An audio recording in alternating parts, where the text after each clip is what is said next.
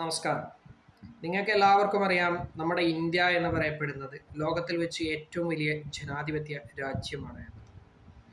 ഈ ജനാധിപത്യം നിലനിൽക്കുന്നത് തന്നെ അതിൻ്റെ പ്രധാനപ്പെട്ട 4 തൂണുകളുടെ സഹായത്തോടു കൂടിയാണ്. ഏതൊക്കെയാണ് ആ 4 തൂണുകൾ എന്നുള്ളതും നിങ്ങൾക്ക് എല്ലാവർക്കും അറിയാവുന്നതാണ്. Legislature, executive, judiciary and the press or media. അതിൽ തന്നെ ഏറ്റവും പ്രധാനപ്പെട്ടത് എന്ന് പറയപ്പെടുന്നത് പ്രസ് ആൻഡ് മീഡിയ എന്ന് പറഞ്ഞിട്ടുള്ള 4ാം തൂണിനെയാണ്. പക്ഷേ നിർഭാഗ്യവശാൽ ഈ 4ാം തൂണ് എന്ന് പറഞ്ഞിട്ടുള്ള പ്രസ് ആൻഡ് മീഡിയ അഥവാ മാധ്യമങ്ങൾ ഈ അടുത്ത കാലത്തായിട്ട് ചെയ്യുന്നത് മുഴുവനും 4ാം കിട ഏർപ്പാടുകൾ മാത്രമാണ്. അതുകൊണ്ട് തന്നെയാണ് ലോകത്തിൽ വെച്ച് ഏറ്റവും വിശ്വസിക്കാൻ കൊള്ളാത്ത മാധ്യമങ്ങൾ ഉള്ള നാട് എന്ന ഖ്യാതി നമുക്ക് ഉണ്ടായിട്ടുള്ളത്. ലോകത്തിൽ വെച്ച് ഏറ്റവും കൂടുതൽ വിശ്വസിക്കാൻ കൊള്ളാത്ത മാധ്യമങ്ങൾ ഉള്ള രാജ്യം നിർഭാഗ്യവശാൽ നമ്മുടെ ഇന്ത്യയാണ്. യഥാർത്ഥത്തിൽ എന്താണ് മാധ്യമങ്ങളുടെ ധർമ്മം എന്ന് ചോദിച്ചാൽ, സത്യസന്ധമായിട്ടുള്ള കാര്യങ്ങൾ പൊതുജനങ്ങളിലേക്ക് എത്തിക്കുക എന്നുള്ളതാണ് അവരുടെ പ്രാഥമിക ലക്ഷ്യമെന്ന് പറയേണ്ടി വരും. എന്നാൽ അത് ഈ അടുത്ത കാലത്തായിട്ട് ഉണ്ടായിട്ടുണ്ടോ എന്ന് ചോദിച്ചാൽ ഇല്ല എന്ന് തന്നെ പറയേണ്ട അവസ്ഥയാണ് സംജാതമായിക്കൊണ്ടിരിക്കുന്നത് അല്ലെങ്കിൽ ആയിട്ടുള്ളത്. എന്തു ചെയ്യാം, അത് മാധ്യമങ്ങളെ ആശ്രയിക്കുന്ന പൊതുജനങ്ങളുടെ ഗതികേടാണ് എന്ന് പറയേണ്ടി വരും.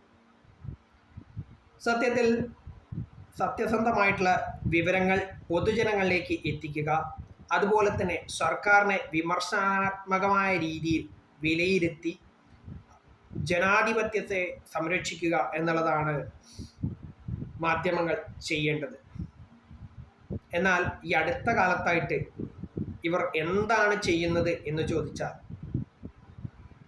അധികാരമുള്ളവർ എറിഞ്ഞു കൊടുക്കുന്ന അപ്പക്കഷ്ണങ്ങൾ കടിച്ചെടുത്ത് അവർക്ക് മുന്നിൽ ഒച്ചാനിച്ചു നിൽക്കുകയാണ് ഈ മാധ്യമങ്ങൾ. അതുകൊണ്ട് തന്നെ മാധ്യമങ്ങൾ സ്വന്തം നിലയും വിലയും മറന്നുകൊണ്ട് പ്രവർത്തിക്കുന്നു എന്ന് പറയേണ്ട അവസ്ഥയാണ്. അധികാരമുള്ളവൻ്റെ കാൽച്ചുവട്ടിൽ നിൽക്കുക മാത്രമല്ല, അവൻ്റെ ഉച്ഛിഷ്ടവും അമേധ്യവും 4 നേരം കൂട്ടിക്കുഴച്ച് മൃഷ്ടാന്നം ഭക്ഷിക്കുകയാണ് നമ്മുടെ രാജ്യത്തെ മാധ്യമങ്ങൾ ചെയ്യുന്നത് എന്ന് പറയേണ്ടി വരും. മാധ്യമങ്ങളും മാധ്യമ പ്രവർത്തകരും സത്യസന്ധമായ രീതിയിൽ പ്രവർത്തിക്കാത്തത് കൊണ്ട് തന്നെ പൊതുജനങ്ങൾക്ക് യാതൊരുവിധ തരത്തിലുമുള്ള വിശ്വാസം അവരുടെ മുകളിൽ ഇല്ലാതായിക്കൊണ്ടിരിക്കുന്നു എന്നുള്ളതാണ് വാസ്തവം. ഏതെങ്കിലും ഒരു വിഷയം തന്നെ എടുക്കുക, അതുമായി ബന്ധപ്പെട്ട വാസ്തവം അറിയണമെങ്കിൽ ഇന്നത്തെ കാലത്ത് എല്ലാ പത്രമാധ്യമങ്ങളും ആശ്രയിക്കേണ്ട അവസ്ഥയാണ്. അതുമാത്രമല്ല, ഏതൊരു വിഷയം എടുത്തു കഴിഞ്ഞാലും അതിനെ ഊതിപ്പെരിപ്പിച്ച് വലുതാക്കി കാണിക്കുക എന്നുള്ളത് മാത്രമേ ഇന്നത്തെ കാലത്ത് ഈ മാധ്യമങ്ങളൊക്കെ ചെയ്യുന്നുള്ളൂ. വളരെ ഖേദകരമായിട്ടുള്ള കാര്യമാണ്. സത്യസന്ധമായ രീതിയിൽ ഒരു റിപ്പോർട്ടോ ഒരു വാർത്തയോ പോലും നൽകാൻ മാധ്യമങ്ങൾ മടി കാണിക്കുന്നു. അതിപ്പോ മാധ്യമ പ്രവർത്തകർ അല്ലെങ്കിൽ മാധ്യമങ്ങൾ അവരവരുടെ രാഷ്ട്രീയ ലക്ഷ്യങ്ങൾക്ക് വേണ്ടിയിട്ട് അല്ലെങ്കിൽ സ്ഥാപിത താല്പര്യങ്ങൾക്ക് വേണ്ടിയിട്ട് പ്രവർത്തിക്കുന്നത് കൊണ്ടാണ് എന്ന് പറയേണ്ടി വരും. അവരുടെ ലക്ഷ്യം ഒന്ന് മാത്രമാണ്: ചാനൽ റേറ്റിങ്ങുകൾ കൂട്ടുക, അതല്ലെങ്കിൽ പത്രങ്ങളാണെങ്കിൽ അവരുടെ സർക്കുലേഷൻ കൂട്ടുക എന്നുള്ളത് മാത്രമേ മാധ്യമങ്ങൾ ഇന്നത്തെ കാലത്ത് ചെയ്യുന്നുള്ളൂ. അതിനാണ് അവരുടെ പ്രധാന പ്രവർത്തികളെല്ലാം എന്നുള്ള വാസ്തവം നിങ്ങൾക്ക് എല്ലാവർക്കും അറിയാവുന്ന കാര്യം തന്നെയാണ്. നമുക്കറിയാം, നമ്മുടെ നാട്ടിൽ തന്നെ ഏത് വിഷയം എടുത്തു കഴിഞ്ഞാലും അതുമായി ബന്ധപ്പെട്ട യഥാർത്ഥ സത്യം അറിയണമെങ്കിൽ ഇന്നത്തെ കാലത്ത് ചുരുങ്ങിയത് ഒരു 4-5 അല്ലെങ്കിൽ അതിൽ കൂടുതൽ ഉള്ള പത്രമാധ്യമങ്ങളെ ആശ്രയിക്കേണ്ട അവസ്ഥയാണ്. അങ്ങനെയൊക്കെ ആശ്രയിച്ചാൽ പോലും സത്യത്തിൻ്റെ ഒരു 50% അല്ലെങ്കിൽ 60% മാത്രമേ നമുക്ക് കണ്ടെത്താൻ കഴിയുന്നുള്ളൂ എന്നുള്ളതാണ് യാഥാർത്ഥ്യം. ഏതൊരു വിഷയത്തെയും ഊതിപ്പെരിപ്പിച്ച് കാണിക്കുക എന്നുള്ളതല്ലാതെ അതുമായി ബന്ധപ്പെട്ട ഒരു സത്യം പോലും വിളിച്ചു പറയാൻ ഇന്നത്തെ കാലത്തെ മാധ്യമങ്ങൾക്കോ മാധ്യമ പ്രവർത്തകർക്കോ ധൈര്യമില്ലാതെ പോയി എന്നുള്ളത് ധൈര്യത്തോടുകൂടി മാധ്യമ പ്രവർത്തനം നടത്തിയിട്ടുള്ള മുൻകാലത്തെ മാധ്യമങ്ങൾക്കും മാധ്യമ പ്രവർത്തകർക്കും അപമാനകരം തന്നെയാണ് എന്ന് പറയേണ്ടി വരും. ഇപ്പോൾ തന്നെ നമുക്കറിയാം, പശ്ചിമേഷ്യ യുദ്ധ ഭീതിയിലാണ്. ഇറാൻ ഇസ്രായേൽ അമേരിക്ക യുദ്ധം നടന്നുകൊണ്ടിരിക്കുന്നു. ഇതുമായി ബന്ധപ്പെട്ട യഥാർത്ഥ സത്യങ്ങൾ അറിയണമെങ്കിൽ, വാർത്തകൾ അറിയണമെങ്കിൽ വിദേശ വാർത്താ ചാനലുകളെ അല്ലെങ്കിൽ വിദേശ മാധ്യമങ്ങളെ നമ്മൾ ആശ്രയിക്കേണ്ടതായി വരുന്നു എന്നുള്ളത് നമ്മുടെ മാധ്യമങ്ങൾ എത്രത്തോളം മോശമാണ് എന്നുള്ളത് വരച്ചു കാട്ടുന്നു എന്നതാണ് എൻ്റെ ഒരു അഭിപ്രായം. എനിക്ക് വ്യക്തിപരമായിട്ട് തന്നെ അറിയാവുന്ന ഒരുപാട് ആളുകൾ ഗൾഫ് മേഖലയിലടക്കം ഉണ്ട്, ജോലി ചെയ്യുന്നുണ്ട്. അവരെയൊക്കെ ഞാൻ ഇതുമായി ബന്ധപ്പെട്ട ഈ യുദ്ധവുമായി ബന്ധപ്പെട്ട കാര്യങ്ങൾക്ക് വിളിക്കുകയും മെസ്സേജ് അയക്കുകയും ഒക്കെ ചെയ്തപ്പോൾ അവർ പറഞ്ഞ വസ്തുത അല്ലെങ്കിൽ സത്യം എന്ന് പറയുന്നത് നമ്മുടെ നാട്ടിൽ മാധ്യമങ്ങൾ കാണിക്കുന്ന അത്രത്തോളം ഭീകരാവസ്ഥയൊന്നും അവിടെ ഇല്ല. പ്രശ്നങ്ങളുണ്ട്, ഇല്ലെന്ന് അവർ പറഞ്ഞിട്ടില്ല. പക്ഷേ നമ്മുടെ നാട്ടിലുള്ള മാധ്യമങ്ങൾ, പ്രത്യേകിച്ചും കേരളത്തിലാണെങ്കിൽ അത്രത്തോളം ഭീകരാന്തരീക്ഷ സൃഷ്ടിക്കുന്ന തരത്തിലാണ് മാധ്യമങ്ങൾ ഓരോ റിപ്പോർട്ടുകളും ചെയ്യുന്നത്. നിങ്ങൾക്ക് എന്താണ് ഇതിൽ നിന്ന് ലഭിക്കുന്നത്?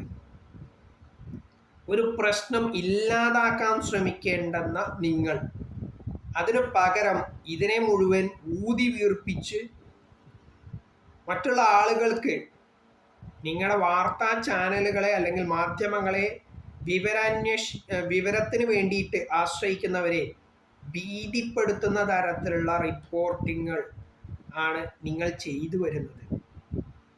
ലജ്ജിക്കേണ്ട അവസ്ഥ തന്നെയാണ്.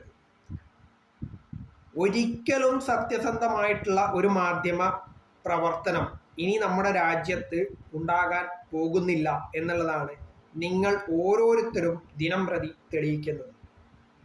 അതുകൊണ്ട് തന്നെ ആയിരിക്കാം ജനങ്ങൾ നിങ്ങളെയൊക്കെ തിരസ്കരിച്ചുകൊണ്ടേയിരിക്കുന്നത്. പത്രങ്ങളെ തന്നെ എടുത്തു നോക്കുക. പല ആളുകളും പത്രങ്ങൾ ഉപേക്ഷിച്ചു കഴിഞ്ഞിരിക്കുന്നു. അതുപോലെ തന്നെ പല വാർത്താ ചാനലുകളും അവരുടെ സ്ഥാപിത താല്പര്യങ്ങൾക്ക് വേണ്ടി മാത്രം പ്രവർത്തിക്കുന്നതായിട്ട് ശ്രദ്ധയിൽപ്പെട്ടിട്ടുള്ള പൊതുജനങ്ങൾ അത്തരം വാർത്താ ചാനലുകളെ തിരസ്കരിച്ചുകൊണ്ടിരിക്കുന്നു എന്ന് മാത്രമല്ല,